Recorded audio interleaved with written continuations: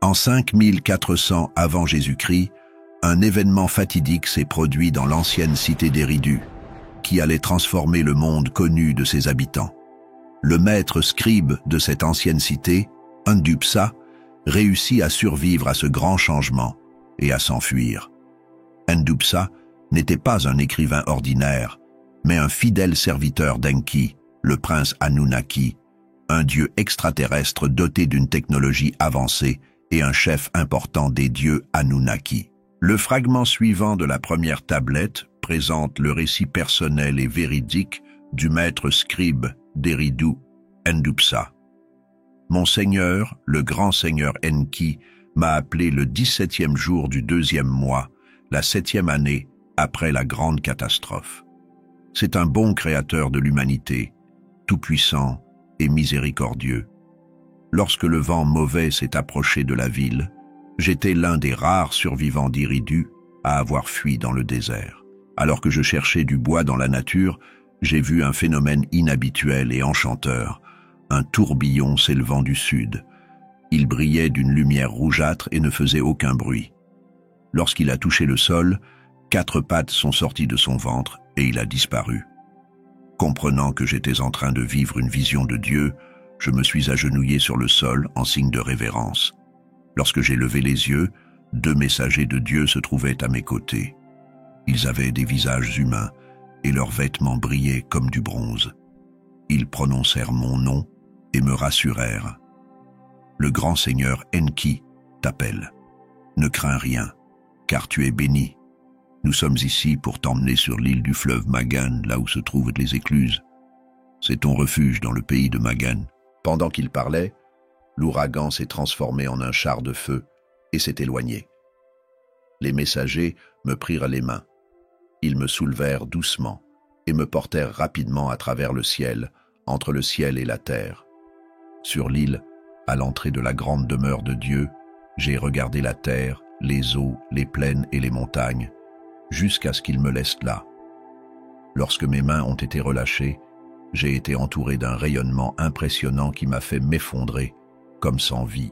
Comme si je me réveillais d'un profond sommeil, j'ai entendu mon nom avec mes sens. J'étais à nouveau dans un endroit sombre, mais plein d'aura. Bien que j'ai entendu une voix grave appeler mon nom, je n'en connaissais pas l'origine. Je répondis « Je suis ici, Ndupsa, descendant d'Adapa. Je t'ai choisi comme scribe pour consigner mes paroles sur des tablettes. » Poursuit la voix. Une lumière vive montra soudain un lieu d'écriture, un bureau, une chaise et sur la table, des pierres finement taillées. Cependant, il n'y avait ni tablette d'argile ni récipient d'argile humide, seulement un stylet qui brillait comme aucun autre. La voix reprit « Ndupsa, fils d'Éridu, mon fidèle serviteur, je suis ton seigneur Enki. Je t'ai demandé d'enregistrer mes paroles, car je suis attristé par ce qui est arrivé à l'humanité après la grande catastrophe. Pour montrer que mes mains sont pures, j'aimerais consigner les événements réels. La grande inondation était inévitable, alors que cette catastrophe était évitable. J'ai fait de mon mieux pour l'éviter, mais je n'ai pas réussi. Dans l'évaluation future, les conséquences seront montrées à mon peuple. C'est pourquoi je vais raconter la véritable histoire des débuts, des premiers temps et des temps anciens, car c'est dans le passé que se cache l'avenir, dit la voix. Lorsqu'il s'est tu, il a continué à parler. Tu écriras pendant 40 jours et 40 nuits, comme je le fais. C'est le nombre divin et sacré. Pour te soutenir dans ta tâche, tu ne mangeras ni ne boiras rien pendant cette période, si ce n'est un morceau de pain et de l'eau. Soudain, une lumière vive est apparue dans un autre coin de la pièce. Alors que la voix divine s'estompait, une table a été dressée devant moi avec une assiette et une tasse. Je m'approchai et remarquai que la coupe contenait de l'eau et que l'assiette de pain contenait également de l'eau. Ndupsa, mange le pain et bois l'eau, car ils te soutiendront pendant 40 jours et 40 nuits, répéta le grand seigneur Enki. J'ai obéi à l'ordre sans hésiter. Après avoir mangé et bu, la voix m'a demandé de m'asseoir à l'endroit où j'écrivais. Tout autour de moi, la lueur s'intensifiait et éclairait la pièce avec la clarté de midi. Bien que la lumière soit intense, Je ne voyais ni porte ni ouverture.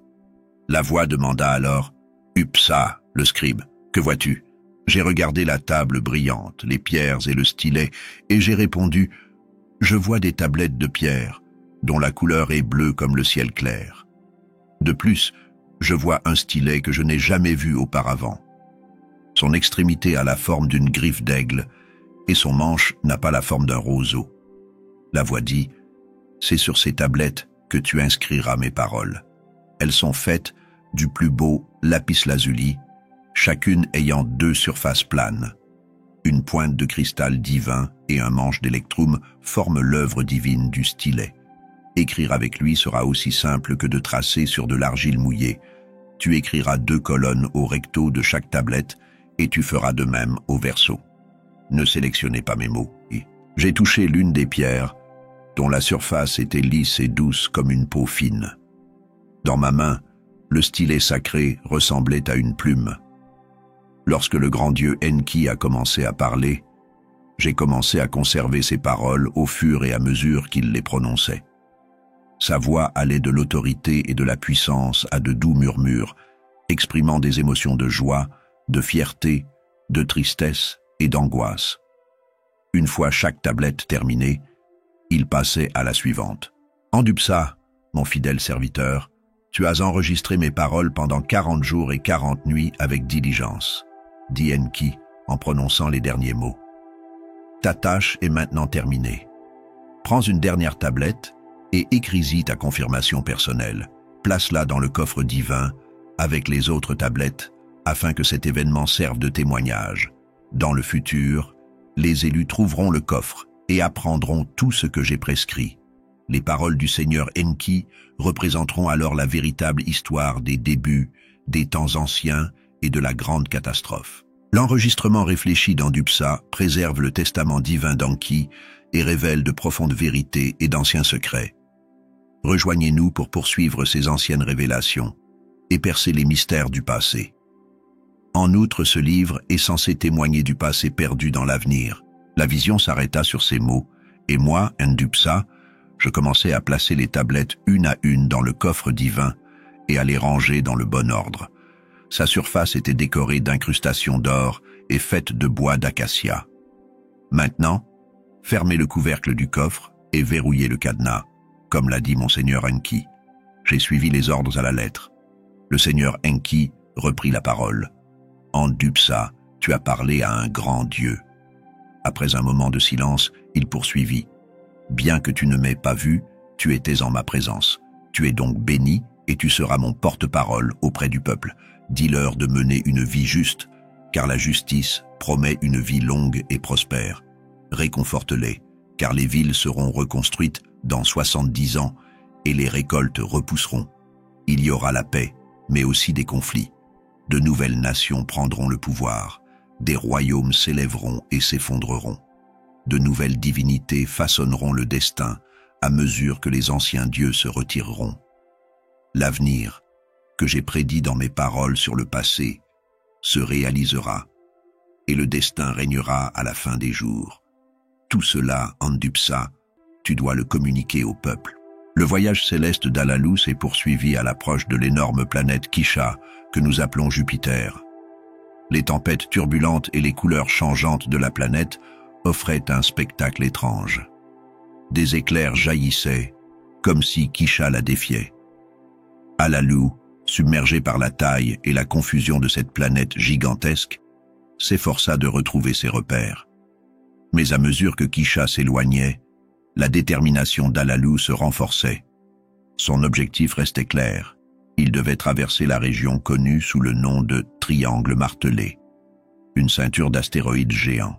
Un enchevêtrement de rochers et de débris s'étendait devant lui, menaçant la vie de nombreux aventuriers. Alalou avait été prévenu que ces rochers agissaient comme des prédateurs voraces, dévorant tout navire qui osait croiser leur chemin. Ne se laissant pas décourager par cet environnement dangereux, Alalou rassembla son courage.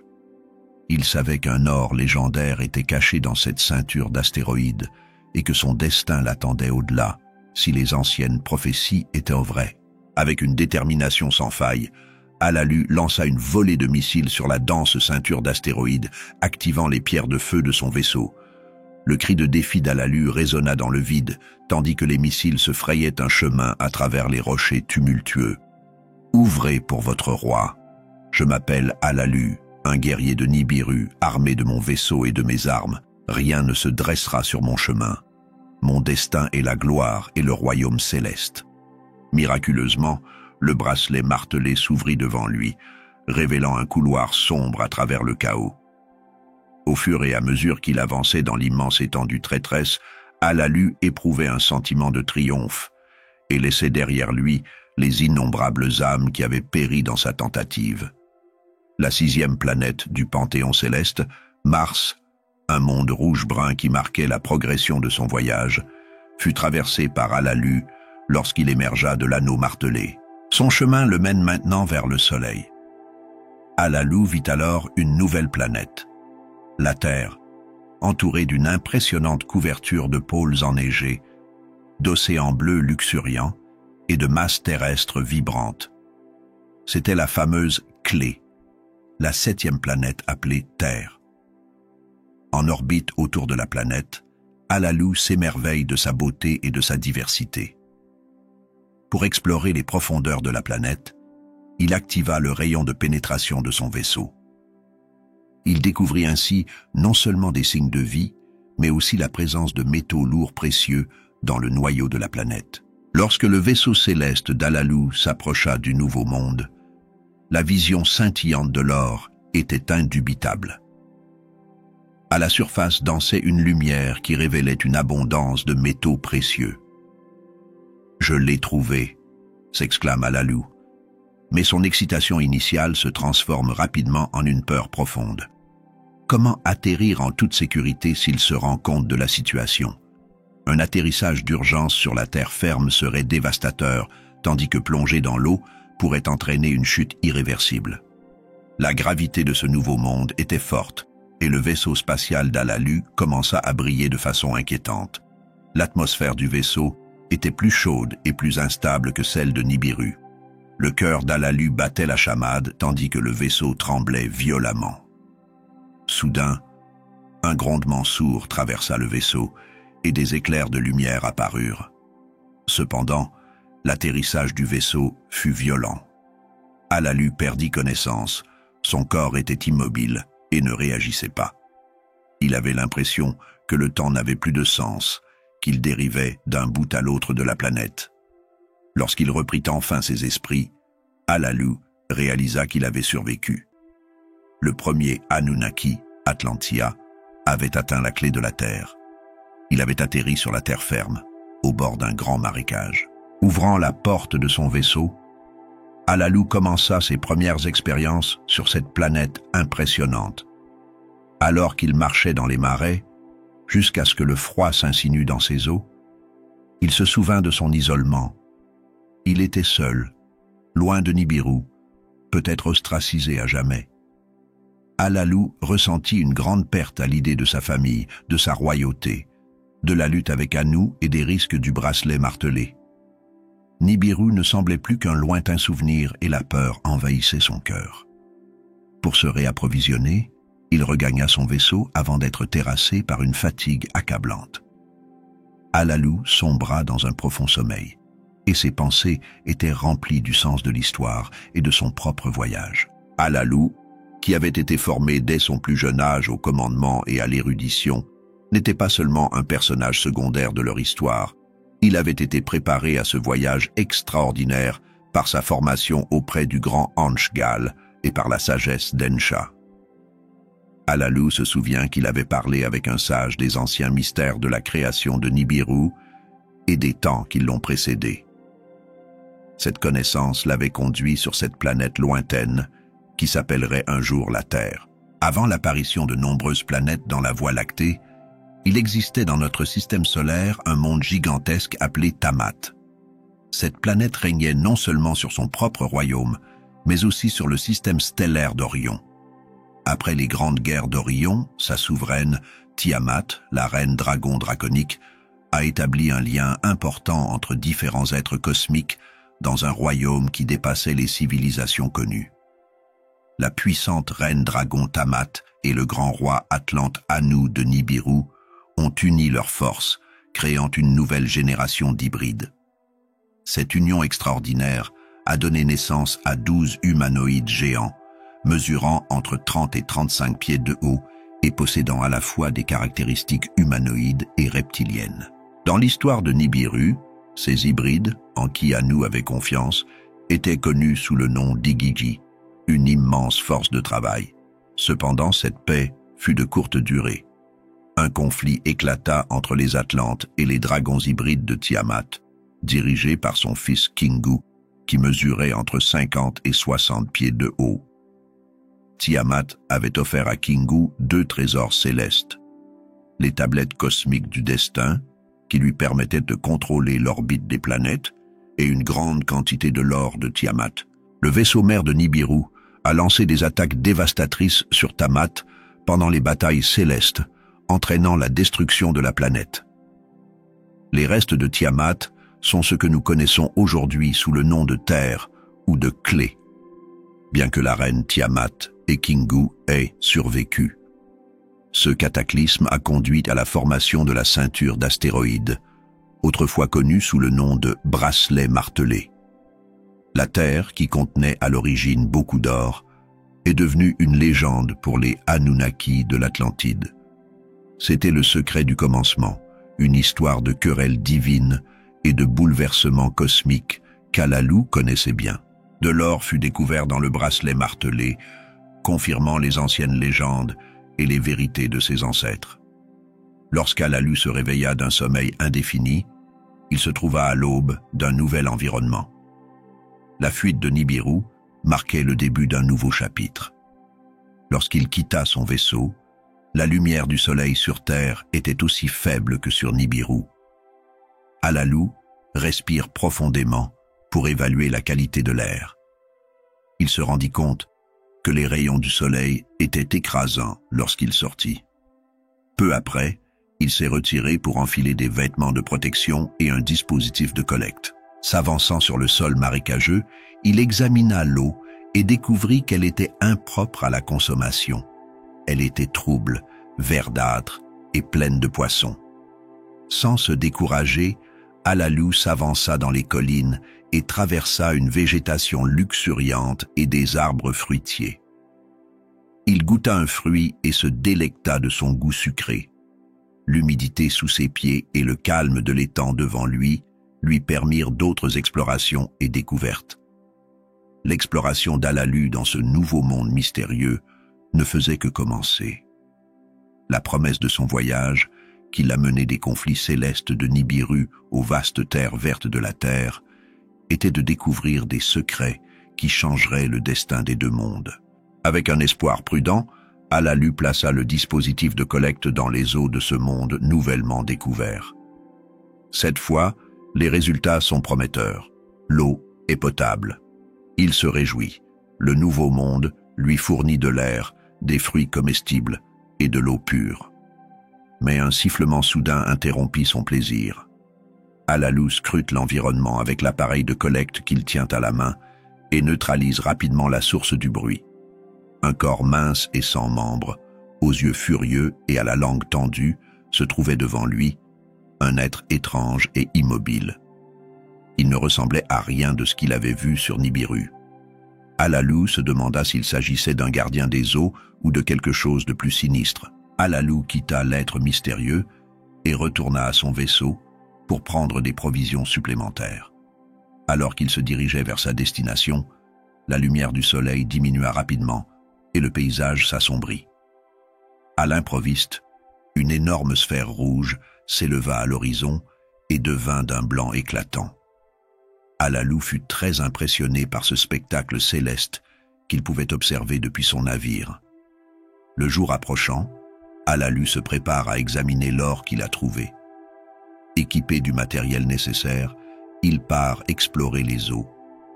Les mesures sont claires, la présence de l'or est confirmée. L'enthousiasme d'Alalu est évident. Il retourne rapidement à son navire et active un dispositif de communication radio. Attention, je suis Alalu, votre ancienne reine. J'ai réussi à franchir le bracelet martelé et je suis arrivé sur la planète clé. Toutes ces ressources, fruits, eau et air, sont compatibles. Et surtout, j'ai trouvé de l'or. Le destin de Nibiru est maintenant entre mes mains. La nouvelle se répandit sur Nibiru. Le roi Anu fut surpris par la nouvelle de la survie d'Alalu. Ses conseillers et ses sages l'informèrent. Il fut confirmé que l'un de ses vaisseaux célestes avait disparu. Alalu l'avait pris. Le roi Anu décida de répondre par un message de respect et de réconciliation, compte tenu de la situation. Il envoya ses salutations par l'intermédiaire du transmetteur. « Salutations, Alalu. Le roi Anu de Nibiru te salue. Tu n'avais aucune raison de partir, mon Alalu. Si tu as réussi à trouver de l'or, que la gloire de Nibiru soit rehaussée et que le salut soit atteint. » Alalu, revenu sur terre, répondit d'une voix déterminée. « Nibiru doit reconnaître mes actions si je veux être le sauveur. Rassemble les princes et déclare mon ascension au sommet. » Alors que les tensions et les attentes montent, le voyage d'Alalu ne fait que commencer. Le sort de Nibiru et de la Terre est en jeu, et leur évolution dépendra de la suite des événements. Les commandants doivent me reconnaître comme leur chef. Ils doivent de s'incliner devant mon autorité. J'exige le titre de roi. Mon nom doit figurer au-dessus du trône d'Anu. Le conseil et les 7 juges doivent approuver mon règne. Lorsque la déclaration audacieuse d'Alalu se répercuta dans le cosmos, elle provoqua une onde de choc sur Nibiru.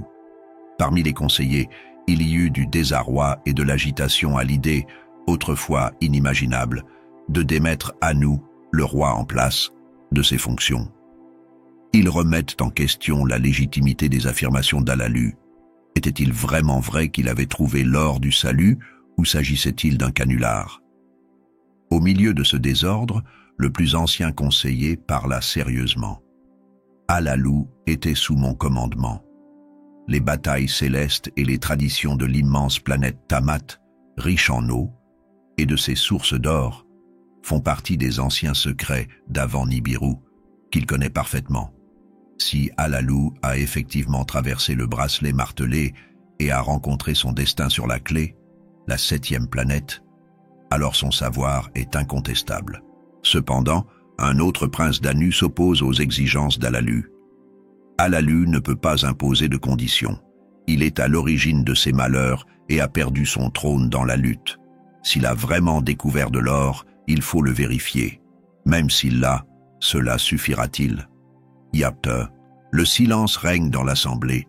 Enlil, commandant suprême et fils d'Anu, de sa reine Antu, prend la parole. Son autorité et son leadership sont au centre de la décision cruciale. Pendant ce temps, Alalu évalue ses options sur Terre avec la précision d'un maître d'échecs. Tout doit être calculé. Il est prêt à présenter de nouvelles preuves de son voyage et des risques qu'il encourt. Nibiru reçut ses échantillons de cristal et d'autres preuves et demanda que sa revendication soit reconnue. Maintenant que vous en avez la preuve, déclarez-moi roi et obéissez-moi.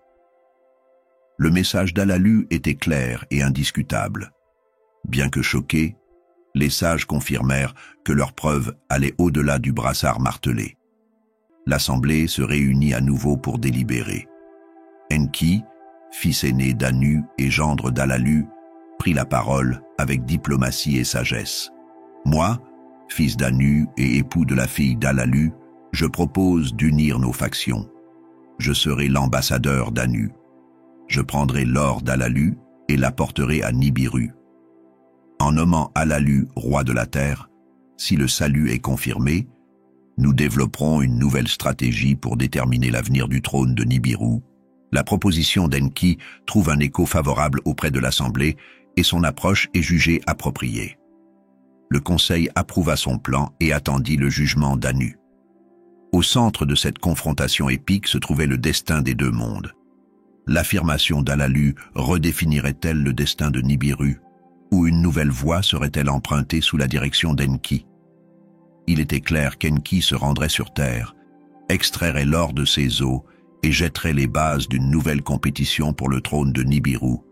Enki et son équipe de confiance se préparèrent à cette mission monumentale.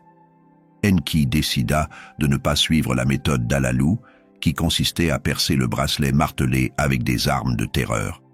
Il opta pour une approche plus calme, utiliser l'eau pour dégager le chemin. La première tâche de l'équipage fut de stocker suffisamment d'eau pour le voyage. Après une préparation minutieuse, le plus grand vaisseau céleste a été choisi pour la mission. L'objectif a été défini et une tablette du destin a été activée. 50 héros courageux furent sélectionnés pour la mission. Anu, le père d'Enki, bénit la mission.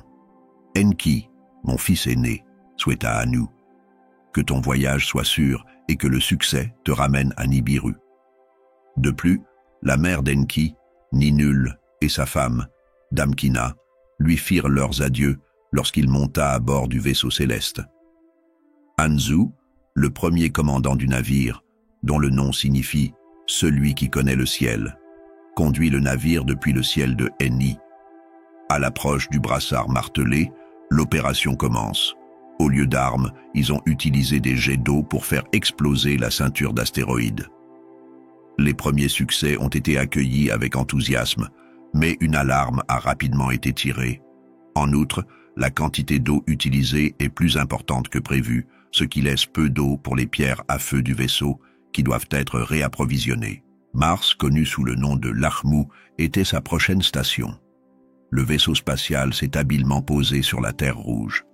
Pour se réapprovisionner, Enki et Anzu enfilèrent leurs casques spatiaux et puisèrent de l'eau dans un lac de Mars. Après avoir rempli le vaisseau, ils continuèrent leur voyage vers la Terre. Au fur et à mesure qu'ils s'approchèrent de la Terre, ils ont pu observer les contrastes saisissants entre les océans, les terres arides et les zones enneigées. La forte gravité de la Terre et le terrain enneigé posèrent des problèmes au vaisseau pour trouver un lieu d'atterrissage adéquat sur la planète, et le vaisseau descendit dans les eaux de la Terre. Un message d'Alalu leur souhaite la bienvenue. Bienvenue sur Terre. Alalu indiqua les coordonnées et le vaisseau se dirigea vers lui. L'équipage Anunnaki se prépara à leur arrivée. Lorsqu'Enki nagea sans sa combinaison spatiale dans les eaux profondes de la Terre, il fut ravi. Sur le rivage, Alalu le salua. « Bonjour, gendre. Alalu nous a accueillis dans un nouveau monde. » Alors que les héros débarquent, Enki s'adresse à son équipage. « Je suis le commandant sur Terre. Notre mission est d'une importance capitale pour l'avenir de Nibiru. Mettons-nous au travail. » Enki envoya Anzu annoncer au roi Anu la nouvelle de son arrivée. À la tombée de la nuit, Alalu dit « Une nuit sur Terre est beaucoup plus courte que vous ne le pensez. Reposons-nous et préparons-nous pour le nouveau jour. » L'aube apporte de nouvelles tâches. Enki assigna des tâches spécifiques. Engur fut chargé de l'approvisionnement en eau douce, Enkimdu de la gestion des fossés et des digues, Enbilulu du contrôle des marécages et Guru de la production de nourriture. L'équipe construisait des barrages, établissait des camps et étudiait la flore et la faune locale. Engur était chargé de l'approvisionnement en eau douce, Enkimdu travaillait sur les digues, Enbilulu sur les marais et Guru se concentrait sur l'agriculture. Pendant ce temps, Kula fabriquait des briques d'argile, Muzdamu construisait des fondations, Inursag étudiait les serpents de la région, et Ulmas observait les animaux aquatiques et les oiseaux. 6 jours se sont écoulés depuis l'arrivée d'Enki et de son équipe sur la Terre. Le 7e jour, Enki déclara « Nous avons voyagé loin et établi notre base. Cet endroit s'appellera Eridu, notre maison loin de chez nous. Reposons-nous aujourd'hui et faisons du 7e jour notre jour de repos. » Une fois Eridu établi, Enki nomma Alalu commandant et lui confia la direction du nouvel avant-poste.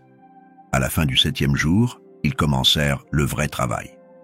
Enki et son équipe s'enfoncèrent dans les marais et collectèrent des métaux sans se reposer pendant 6 jours consécutifs. Le conseil approuva son plan et attendit le jugement d'Anu. Au centre de cette confrontation épique se trouvait le destin des deux mondes. L'affirmation d'Alalu redéfinirait-elle le destin de Nibiru, ou une nouvelle voie serait-elle empruntée sous la direction d'Enki? Il était clair qu'Enki se rendrait sur Terre, extrairait l'or de ses eaux et ouvrirait la voie à une nouvelle compétition pour le trône de Nibiru. Enki et son équipe de confiance se préparent à cette mission monumentale. Enki décida de ne pas suivre la méthode d'Alalu, qui consistait à défoncer le triangle martelé avec des armes de terreur. Il opta pour une approche plus calme, utiliser l'eau pour dégager le chemin. La première tâche de l'équipage fut de stocker suffisamment d'eau pour le voyage. Après une préparation minutieuse, le plus grand vaisseau céleste a été choisi pour la mission. L'objectif a été défini et une tablette du destin a été activée. 50 héros courageux furent sélectionnés pour la mission. Anu, le père d'Enki, bénit la mission. Enki, mon fils aîné, souhaita à Anu que ton voyage soit sûr et que le succès te ramène à Nibiru. De plus, la mère d'Enki, Ninul, et sa femme, Damkina, lui firent leurs adieux lorsqu'il monta à bord du vaisseau céleste. Anzu, le premier commandant du navire, dont le nom signifie « celui qui connaît le ciel », conduit le navire depuis le ciel de Ni. À l'approche du brassard martelé, l'opération commence. Au lieu d'armes, ils ont utilisé des jets d'eau pour faire exploser la ceinture d'astéroïdes. Les premiers succès ont été accueillis avec enthousiasme, mais une alarme a rapidement été tirée. En outre, la quantité d'eau utilisée est plus importante que prévu, ce qui laisse peu d'eau pour les pierres à feu du vaisseau qui doivent être réapprovisionnées. Mars, connu sous le nom de Lakmu, était sa prochaine station. Le vaisseau spatial s'est habilement posé sur la Terre rouge. Pour se réapprovisionner, Enki et Anzu enfilèrent leurs casques spatiaux et puisèrent de l'eau dans un lac de Mars. Après avoir rempli le vaisseau, ils continuèrent leur voyage vers la Terre. Au fur et à mesure qu'ils s'approchèrent de la Terre, ils ont pu observer les contrastes saisissants entre les océans, les terres arides et les zones enneigées. La forte gravité de la Terre et le terrain enneigé ont posé des problèmes au vaisseau spatial pour trouver un site d'atterrissage approprié sur la planète. Le vaisseau descend dans les eaux de la Terre. Un message d'Alalu leur souhaite la bienvenue. Bienvenue sur Terre. Alalu indiqua les coordonnées et le vaisseau se dirigea vers lui. L'équipage Anunnaki se prépara à leur arrivée. Lorsqu'Enki nagea sans sa combinaison spatiale dans les eaux profondes de la Terre, il fut ravi. Sur le rivage, Alalu le salua. « Bonjour, gendre. » Alalu nous a accueillis dans un nouveau monde. Alors que les héros débarquent, Enki s'adresse à son équipage. « Je suis le commandant sur Terre. Notre mission est d'une importance capitale pour l'avenir de Nibiru. Mettons-nous au travail. » Enki envoya Anzu annoncer au roi Anu la nouvelle de son arrivée. À la tombée de la nuit, Alalu dit « Une nuit sur Terre est beaucoup plus courte que vous ne le pensez. Reposons-nous et préparons-nous pour le nouveau jour. » L'aube apporte de nouvelles tâches. Enki assigna des tâches spécifiques. Engur fut chargé de l'approvisionnement en eau douce, Enkimdu de la gestion des fossés et des digues, Enbilulu du contrôle des marécages et Guru de la production de nourriture. L'équipe construisait des barrages, établissait des camps et étudiait la flore et la faune locale. Engur était chargé de l'approvisionnement en eau douce, Enkimdu travaillait sur les digues, Enbilulu sur les marais et Guru se concentrait sur l'agriculture. Pendant ce temps, Kula fabriquait des briques d'argile, Musdamu construisait des fondations, Inursag étudiait les serpents de la région et Ulmas observait les animaux aquatiques et les oiseaux. 6 jours se sont écoulés depuis l'arrivée d'Enki et de son équipe sur la Terre. Le 7e jour, Enki déclara « Nous avons voyagé loin et établi notre base. Cet endroit s'appellera Eridu, notre maison loin de chez nous. Reposons-nous aujourd'hui et faisons du 7e jour notre jour de repos. » Une fois Eridu établi, Enki nomma Alalu commandant et lui confia la direction du nouvel avant-poste. À la fin du 7e jour, ils commencèrent le vrai travail. Enki et son équipe s'enfoncèrent dans les marais et collectèrent des métaux sans se reposer pendant 6 jours consécutifs. Nous cherchons de nouvelles colonies, nous séparons l'or et nous l'emportons avec des vaisseaux célestes vers Nibiru et Mars. Le plan d'Enlil était détaillé et stratégique, mais Enki et Alalu se regardèrent avec inquiétude. Enki demanda « Qui dirigera les nouvelles colonies? Qui supervisera l'Abzu ?» Alalu ajouta « Et qui dirigera le nouvel Eridu et supervisera les colonies ?» Un point important concernant la langue était « Qui dirigera les navires et les sites d'atterrissage ?» La réponse d'Enlil fut immédiate. Anu devrait venir sur Terre afin qu'il puisse prendre lui-même les décisions finales. Nungal fut choisi comme pilote, et Anu et Nungal voyagèrent ensemble de Nibiru à la Terre. Lorsque leur vaisseau céleste atterrit sur l'eau, Enki prépara des messagers pour accueillir le roi. Enki s'inclina profondément, Anu l'embrassa chaleureusement et lui dit « Mon cher fils, mon premier-né ». Anu poursuivit son voyage jusqu'à Eridu, où il fut accueilli par Enlil, Alalu et l'équipe de Laté. Un dîner en l'honneur d'Anu marqua la réception royale. Il se retira ensuite dans une hutte préparée par Enki. Le lendemain, Anu a participé à l'inspection de l'Abzu pour superviser le processus d'extraction de l'or. Il s'inquiète des difficultés. Ce ne sera pas facile d'extraire l'or, mais il faut le faire. Enki et Enlil furent chargés de mettre au point les outils et les procédures nécessaires. Pendant les préparatifs, les jours se transforment en nuit. Lors d'une réunion à Eridu, Enki déclara « J'ai établi Eridu, mais de nouveaux camps doivent être installés. Je propose que la région s'appelle Eden, et j'en prendrai la direction. Enlil devrait prendre la responsabilité de l'extraction de l'or. Enlil est contrarié. Ce plan est injuste. Je suis le meilleur pour planifier, et Enki a déjà fait un excellent travail pour la Terre et ses secrets. Qu'Enki soit le seigneur de l'Abzu, puis je dirigerai l'Éden. » Anu écouta attentivement et considéra la situation alors que la querelle entre les frères se poursuivait. Enki était l'aîné, mais Enlil était son fils légitime avec la reine Antu. Anu, au centre de l'assemblée sur Nibiru, remarqua que les discussions commençaient avec enthousiasme, mais n'aboutissaient que rarement à une conclusion. La question de la direction de l'Éden et de l'Abzu restait indécise. Après mûre réflexion, Anu prit une décision importante.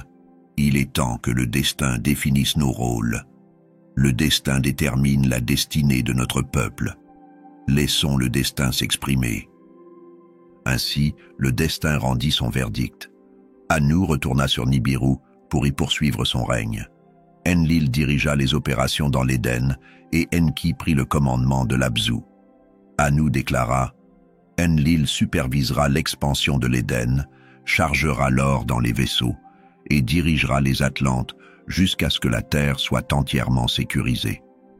Le seigneur de cette planète, que l'on appellera désormais Terre en son honneur, sera mon premier-né, Enki. De plus, il régnera sur l'Abzu. » Enlil confirme le nouveau titre d'Enki. Enki, seigneur de la Terre. Tu gouverneras cette planète. Moi, Enlil, je suis le seigneur de l'ordre. La décision fut annoncée à l'Assemblée des Atlantes. Anu, confiant dans le résultat, déclara « Je retourne d'un cœur paisible à Nibiru. Le succès est assuré. » Mais Alalu se leva. Sa voix était pleine d'indignation. Une question importante a été négligée. On m'a promis de régner sur la terre si je révélais l'or. En outre, je n'ai pas renoncé à mes prétentions au trône de Nibiru. Vous me devez une chance pour le trône de Nibiru. Anu s'irrita et répliqua fermement. Réglons maintenant cette affaire. La lutte pour le trône de Nibiru commence immédiatement. Une lutte sans précédent s'engagea entre les deux nobles personnages. Avec une grande force, ils se heurtèrent l'un à l'autre, faisant trembler le sol sous eux. Anu utilisa sa force supérieure et fit tomber Alalu. « J'ai gagné, Alalu, tu as été vaincu. » Mais Alalu sourit froidement et contre-attaqua férocement. Il s'efforça d'affaiblir la force d'Anu à un rythme rapide et spectaculaire. Anu s'effondra et la situation devint tendue. Enki courut vers Anu tandis qu'Enlil intervenait pour contrôler la situation. Anu, ayant récupéré, convoqua les 7 juges à une séance pour régler l'affaire équitablement. Anu mena les discussions avec Enki, Anzu et Nungal à sa droite, et Enlil, Abgal et Alalgar à sa gauche. Enlil fut le premier à prendre la parole. La justice exige un nouveau défi, et Alalu a été vaincu. Il a commis une grave erreur. Il faut en tirer les conséquences. Enki demanda « Qu'en dis-tu, Alalu ?»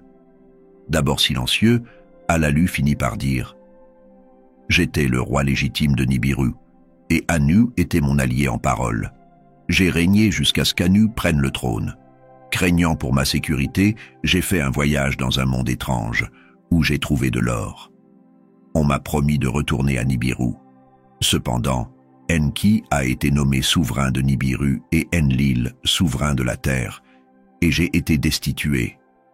Enlil a ajouté « Alalu a avoué ses actes et a commis une erreur. Il aurait dû en assumer les conséquences. La nécessité d'une solution appropriée fut reconnue par l'Assemblée.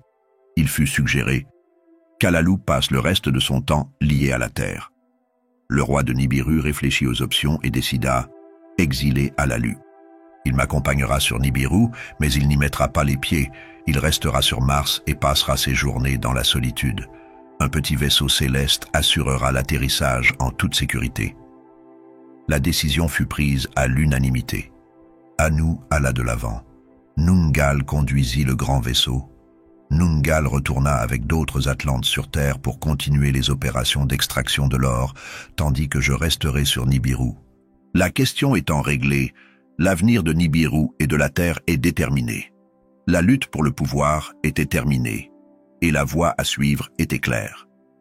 Dans le cadre des préparatifs, Anzu se mit en route pour accompagner Alalu dans son voyage d'exil. Il était prévu que le petit vaisseau céleste destiné à sa mission atterrisse sur Mars. En quittant la Terre, Anu fit ses adieux à ses enfants et au reste des Anunnaki de l'Atlantide. La voie étant libre, l'exil d'Alalu commença. Alors qu'ils approchèrent de la planète rouge, Anzu s'adressa à Anu avec une déclaration ferme. « Je ne reviendrai pas dans le petit vaisseau. À la place, j'irai sur Mars avec Alalu et je vivrai avec lui. Si ce poison fait effet, je veillerai à ce qu'il reçoive l'enterrement qu'il mérite. On se souviendra de moi comme du héros qui a aidé un roi dans son exil.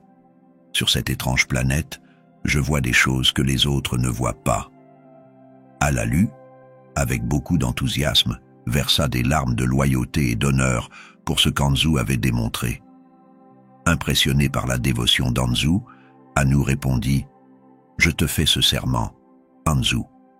Un vaisseau se mettra en orbite autour de Mars et se posera devant toi lors de notre prochain voyage. Si tu vis, tu seras déclaré Seigneur de Mars. Si une station est établie, tu en seras le commandant. » Hochant la tête en signe d'approbation, Anzu se prépare pour le petit vaisseau. Ils reçurent des provisions et des combinaisons spatiales avec des casques en forme d'aigle. Le vaisseau se dirigea vers Mars et disparut à l'horizon. Alalu régna sur Nibiru pendant 9 époques, 8 époques qu'Eridu avait commandées sur Terre. À la 9e époque, il trouva la mort sur Mars. Sur Terre, un long débat eut lieu pour déterminer les prochaines étapes. Enki demanda à Alalgar de superviser Eridu et se rendit à Abzu pour concevoir l'équipement nécessaire à la construction de profondes excavations. Il envoya les plans de construction à Nibiru.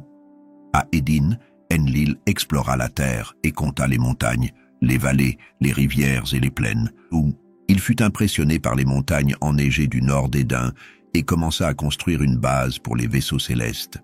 Pendant ce temps, le vaisseau royal retourne à Nibiru. Anu y est accueilli par un grand banquet. Il donna de nouvelles instructions. Une station doit être établie sur Mars et une autre sur la Lune.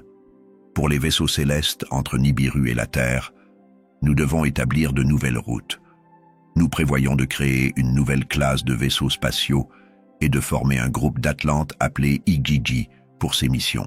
Enki et Enlil sur Terre, qui ont fourni les dessins du nouvel équipement, étaient chargés des plans. Nibiru lança une nouvelle mission avec 50 héros, dont Ninarsag, la célèbre princesse, demi-sœur d'Enki, d'Enlil et d'Anu. Ninarsag, experte en médecine, était prête à traiter les vertiges des héros atlantes. Elle avait une solution toute prête pour l'inconfort causé par le cycle de rotation de la Terre. La mission est arrivée sur Mars comme promis. À leur arrivée, Anzu est retrouvée inconsciente près d'une rivière. Ninarsag a agi rapidement et a utilisé son appareil à impulsion et un émetteur pour restaurer la vitalité d'Anzu. Au bout de 60 minutes, les yeux d'Anzu se sont ouverts et il a été ranimé. Ninarsag lui a administré l'eau de vie et la nourriture de vie, et il s'est remarquablement rétabli. Anzu, désormais conscient, raconte les derniers moments d'Alalu, y compris la préparation de sa tombe et l'élévation de son visage sur une montagne rocheuse. Le visage d'Alalu regardera éternellement vers la terre où il a trouvé de l'or. Pour toi, Anzu, la promesse de mon père, Anu, s'accomplira. 20 hommes t'aideront sur Mars et une station sera construite. Des vaisseaux spatiaux transporteront l'or de la Terre à Mars et de Mars à Nibiru. Tu es maintenant le commandant de Mars. Anzu lui exprime sa profonde gratitude. Ma vie est à toi, Ninarsag. Ma gratitude envers Anu est infinie. Le vaisseau quittant Mars pour la Terre, Anzu et son équipe décidèrent de construire la station de transit. Pendant ce temps, l'énorme vaisseau spatial s'approchait de la Terre et scrutait la Lune à la recherche d'une éventuelle nouvelle station. Nungal amena le vaisseau près de l'eau à Eridu, où il s'amarra à un quai construit par Enlil. Les combinaisons spatiales n'étaient plus nécessaires, car Enki et Enlil accueillirent leur sœur Ninarsag sur Terre. Au fur et à mesure des événements célestes, Ninarsag apportait des nouvelles importantes. Les nouvelles de Nibiru, y compris le décès d'Alalu, la survie d'Anzu sur Mars et la construction de la station de transit, ont été rapportées par Ninarsag. Enki fit un signe de tête approbateur. Enlil avait l'air perplexe. Ninarsag les apaise. Anu, notre père, décide définitivement. Ses paroles nous guident. Puis il révéla une autre nouvelle importante. J'ai guéri la maladie qui nous affligeait. Voici les plantes qui guérissent. Une fois plantées et soignées, elles produisent un jus qui guérit toutes nos maladies. Ninarsag montra attentivement les graines. Pour leur croissance, elles ont besoin d'un environnement chaud et frais, avec beaucoup de lumière et d'eau. Enlil, qui voulait offrir son aide, suggéra « Monte sur le bateau, Ninarsag. Je connais l'endroit idéal pour les graines. » Les deux frères montèrent sur le bateau et partirent en direction des montagnes enneigées, près de la forêt de cèdres. Pendant le voyage, ils échangèrent des paroles chaleureuses et parlèrent de leur famille. Ninarsag mentionna son fils Ninurta et dit qu'il était prêt à la soutenir sur Terre. Enlil, le père de Ninurta et héritier légitime d'Anu, était très impliqué dans ses projets. Ninarsag, la belle et intelligente fille d'Anu, et son demi-frère Enlil, entretenaient une relation étroite. Malgré leur relation affectueuse, Enlil n'avait pas encore eu de fils avec Ninarsag. De retour à Eridu, Enlil présente le paysage et décrit sa vision. Au-delà d'Eridu, là où commence la terre stérile, j'établirai ma résidence, Larsa.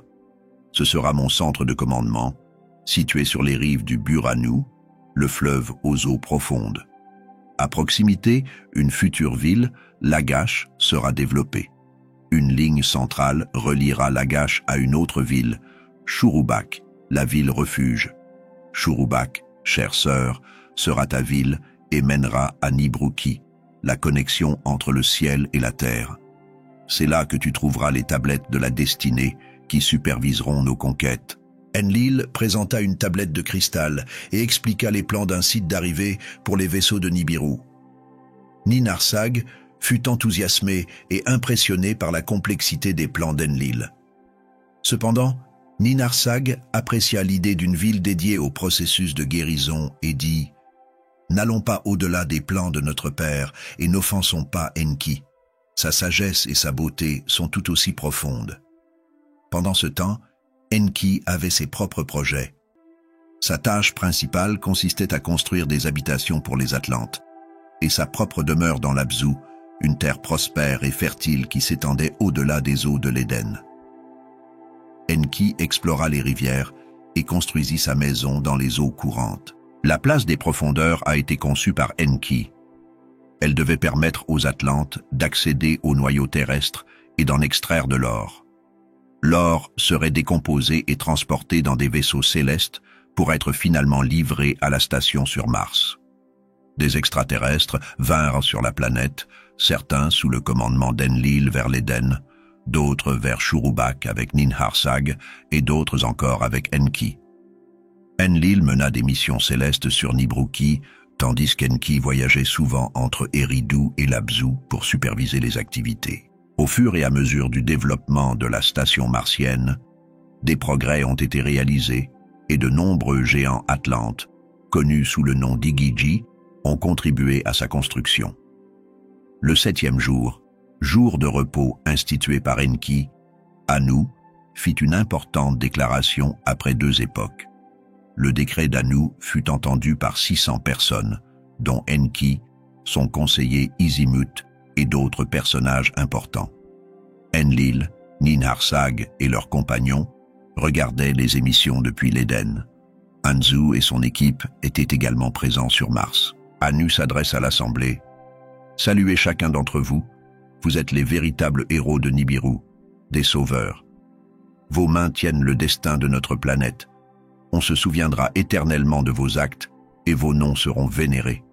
Désormais, ceux qui vivent sur Terre seront appelés Anunnaki, ceux qui sont descendus du ciel sur Terre, et ceux qui vivent sur Mars seront appelés Igigi, ceux qui regardent et observent. Maintenant, tout est prêt. Que l'or vienne et assure le salut de Nibiru. » Cependant, Anu ne pouvait pas prévoir les difficultés à venir, ni les conséquences qui découleraient des complications générées par ses propres enfants. L'histoire commence bien avant l'arrivée des Anunnaki sur Terre. Enki, le fils aîné d'Anu, mais non héritier légitime, fut le premier à épouser Ninharsag, la fille aînée, pour défendre ses droits. Cependant, Ninharsag tomba amoureuse d'Enlil. La relation d'Enlil avec Ninharsag donna naissance à son fils Ninurta. Anu avait furieusement interdit à Ninharsag d'épouser qui que ce soit. Par la suite, Enki épousa Damkina, la fille d'Alalu. Ils eurent un fils nommé Marduk, celui qui est né dans un lieu pur. L'histoire d'Enki et d'Enlil dans la grande saga des Anunnaki montre un réseau complexe d'alliances, de rivalités et de relations familiales. Enki, le fils aîné d'Anu, a engendré Marduk en épousant Damkina. Enlil, héritier légitime d'Anu, eut un fils nommé Ninurta, mais pas par mariage.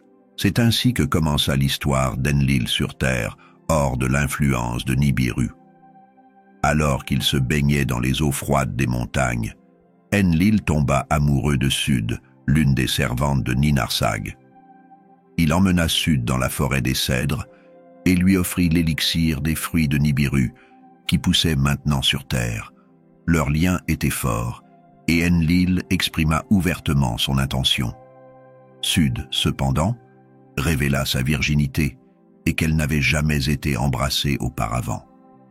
Enlil rit et l'embrassa, ce qui lui permit d'implanter la graine de la vie. Lorsque Ninharsag en entendit parler, il condamna les actions d'Enlil comme étant immorales et porta l'affaire devant les 7 juges. Enlil fut banni dans une terre aride, loin de toute ville.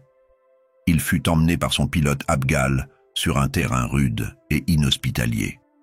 Avant de partir, Abgal révéla à Enlil un détail important.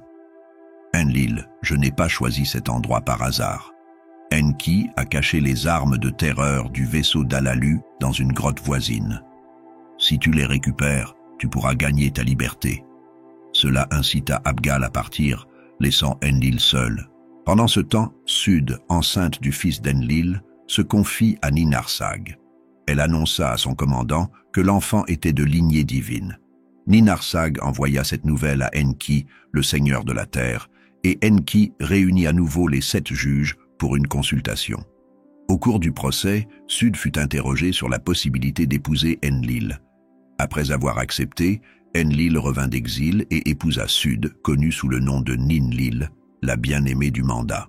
Enlil et Ninlil s'unirent et eurent un fils nommé Nannar, souvent appelé l'éclatant. En tant que premier fils engendré sur terre par les Anunnaki, Nannar fut célébré comme la semence royale de Nibiru. À la naissance de Nannar, Enki chercha Ninharsag. Il avait construit une splendide maison sur Abzu, décorée de métaux brillants et de lapis-lazuli.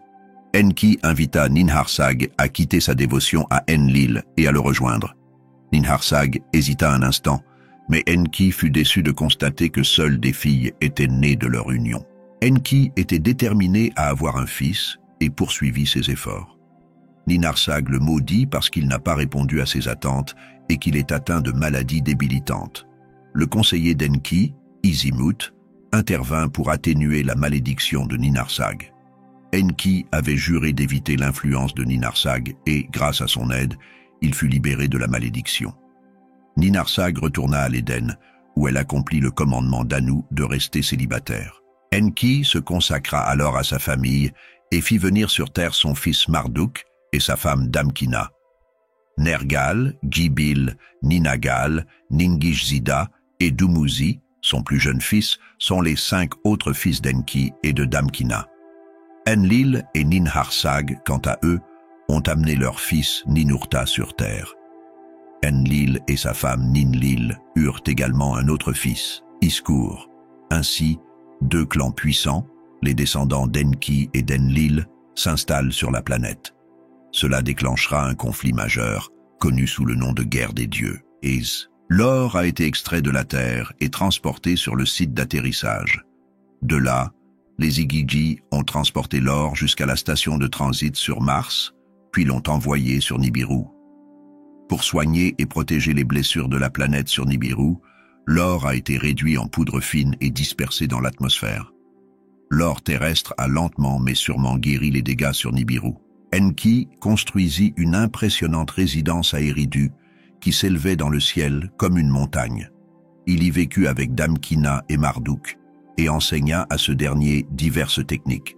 Pendant ce temps, Enlil construisit un lien céleste entre le ciel et la terre avec une structure tout aussi impressionnante.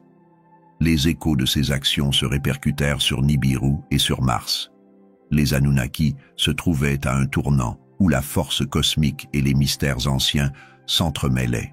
Au cœur de sa chambre céleste, Enlil surveille la Terre d'un œil avisé.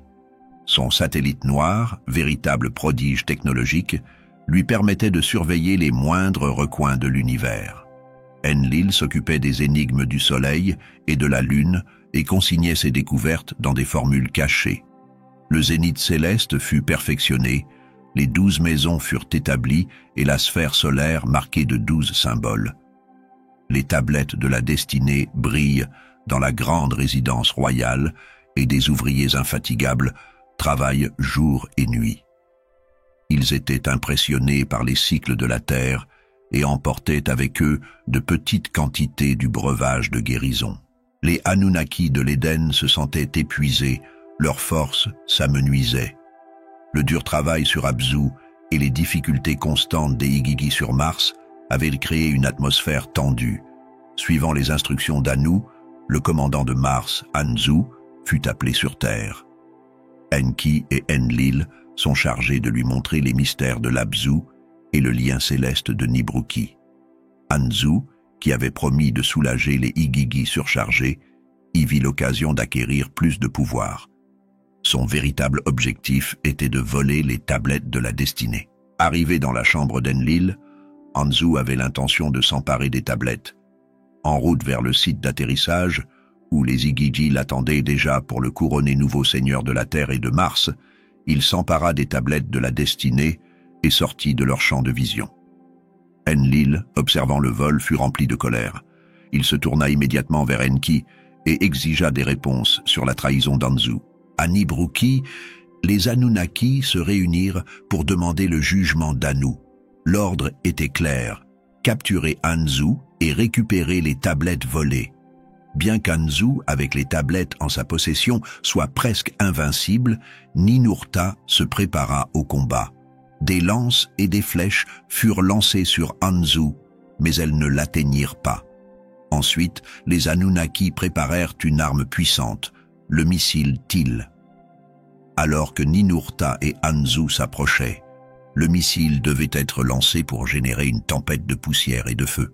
Lorsque le missile frappa, Anzu tomba comme une boule de feu. Le ciel et la terre tremblèrent sous l'impact. Ninurta, victorieux, récupéra les tablettes du destin et captura Anzu. Lorsque le prisonnier fut libéré, la joie éclata sur le site d'atterrissage. Anzu fut condamné à mort après cet incident. Ninurta déclara d'une voix grave que les vautours se chargent du corps d'Anzu. Enki propose une autre destination. Il recommanda d'emmener le corps sur Mars et de l'enterrer avec Alalu, puisqu'ils partageaient la même lignée. Marduk, le fils d'Enki, devait superviser l'enterrement d'Anzu et devenir le nouveau commandant de Mars. Enki et Enlil discutent des stratégies à mettre en œuvre sur Terre pour éviter de nouvelles perturbations. Ninurta, qui connaissait parfaitement l'intérieur de la planète, proposa de fonder une nouvelle ville de métal pour gérer les transports. Ainsi, les Anunnaki épuisés pourraient retourner sur Nibiru et donner naissance à de nouveaux immigrants. Un grand projet de construction a vu le jour dans l'ancien et mystérieux Éden. Il fallut 3 époques pour achever la ville de Bad Tibira, dont Ninurta fut le premier commandant. La circulation de l'or a été révolutionnée par cette nouvelle ville, accélérant et rationalisant le transport vers Nibiru. La planète a célébré ses héros, en particulier la jeune génération, qui souhaitait vivre les missions en direct, ignorant les difficultés réelles sur Terre, sur Mars et au-delà. Alors que la Terre et Mars voyaient de nombreux Anunnaki retourner sur Nibiru, l'or était fondu et traité à Bad Tibira, avant d'être transporté sur Mars dans des vaisseaux spatiaux. D'Abzu à Nibiru, l'or coulait à flot, chef-d'œuvre de Ninurta. Cependant, sous cette façade étincelante, le mécontentement commença à se faire sentir parmi les Anunnaki nouvellement arrivés. Enki, occupé par son travail dans l'Abzu, fut distrait de ses études. Son fils Ningish-Zida, connu sous le nom de Thoth dans la mythologie égyptienne, fut invité à le rejoindre après qu'il eut créé un nouveau complexe appelé Maison de la Vie. Enki s'intéressa à la faune des grands arbres, en particulier à ceux dont les pattes avant ressemblaient à des mains, et aux créatures qui marchaient debout dans les plaines. La Maison de la Vie était remplie d'outils et d'appareils complexes permettant d'étudier les mystères de la vie et de la mort. Pendant ce temps, Ninurta constate que la production d'or à Bad Tibira diminue de façon inquiétante. Enlil l'envoie auprès de l'Abzu, accompagné de l'officier en chef Ennugi. Ennugi lui fait part du mécontentement des Igigi face à la dureté des conditions de travail. Ninurta alerta immédiatement Enki et lui demanda de trouver une solution. Enlil arriva dans la région d'Abzu et s'installa près des fouilles. Une nuit, un groupe d'ouvriers Anunnaki mécontents commença à protester. Ils mirent le feu à leurs outils et marchèrent jusqu'à la résidence d'Enlil pour réclamer de meilleures conditions de travail. Kakael, le gardien, ferma la porte et appela Nusku, le conseiller d'Enlil. Nusku fit part de la situation et Ninurta et Enki furent immédiatement convoqués. Enlil, incapable de dormir, interrogea les rebelles. Leur seule réponse fut « Nous tous ». Enlil informa Anu de la situation par communication holographique. La réponse d'Anu fut rapide.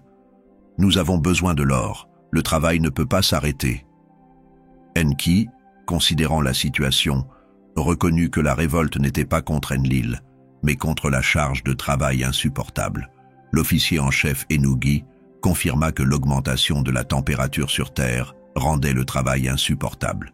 Ninurta suggéra que les rebelles retournent à Nibiru et que de nouveaux Anunnaki prennent leur place. Enlil se demanda alors s'il était possible de développer de nouveaux instruments pour alléger le fardeau. Enki proposa de consulter son fils Ningish-Zida, Thoth, pour discuter d'une solution potentielle. Après avoir consulté Ningishzida, Enki eut une idée révolutionnaire. Créons un travailleur primitif, Lulu. Cet être portera le lourd fardeau des Anunnaki. Cette proposition inattendue a surpris les Anunnaki du roi. Qui aurait pu imaginer une telle solution? Ninhursag, connu pour son expertise en médecine et en génétique, a été contacté. Ninhursag est intéressé, mais note: je n'ai jamais entendu parler d'une telle idée. Tous les êtres vivants proviennent d'une graine et sont issus d'hybrides d'autres espèces. Rien ne vient de rien. L'être dont nous avons besoin existe déjà. Enki, souriant, reconnut sa sagesse et révéla: seul notre être, l'être de Nibiru, doit l'accomplir. Je concevrai le Lulu à notre image et à notre ressemblance. C'est ainsi que naquit le Lulu, une solution novatrice à la crise du travail chez les Anunnaki. Restez à l'écoute pour en savoir plus sur cette impressionnante saga. Pour recevoir les dernières mises à jour, n'oubliez pas d'activer la cloche de notification, d'aimer et de vous abonner.